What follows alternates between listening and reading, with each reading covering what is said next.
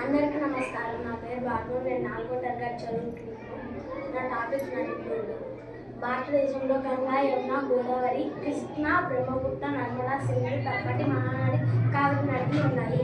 మన దేశంలో గంగా నది అత్యంత పొడవైన నది. దీని పొడవు 2525 కిలోమీటర్లు. ఈ నదులు 2 రకాలు: హిమాలయ నదులు, నిత్యం ప్రవహిస్తూ ఉంటాయి.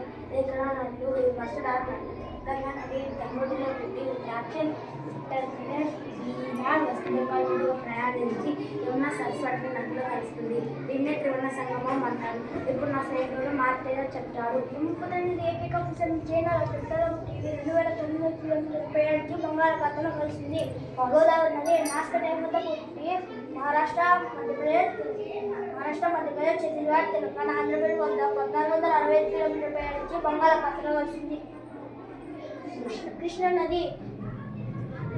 కృష్ణా నది మహాభారత వద్ద పుట్టి మహారాష్ట్ర, కర్ణాటక, తెలంగాణ, ఆంధ్రప్రదేశ్ వద్ద 1400 కిలోమీటర్ల ప్రయాణించి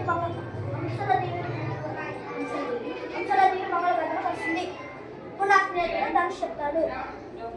కావేరి నది ఇది బ్రహ్మగిరి కొండల్లో పుట్టి కర్ణాటక, తమిళనాడు కూడా 800 కిలోమీటర్ల ప్రయాణించి బంగాళాఖాతంలో కలుస్తుంది. ఇప్పుడు నా స్నేహితుడు కుమార్ నాయక్ చెప్తాడు. సింధు నది ఇది చైనాలో టిబెట్ వద్ద పుట్టి హిమాచల్ ప్రదేశ్, లడాక్ 800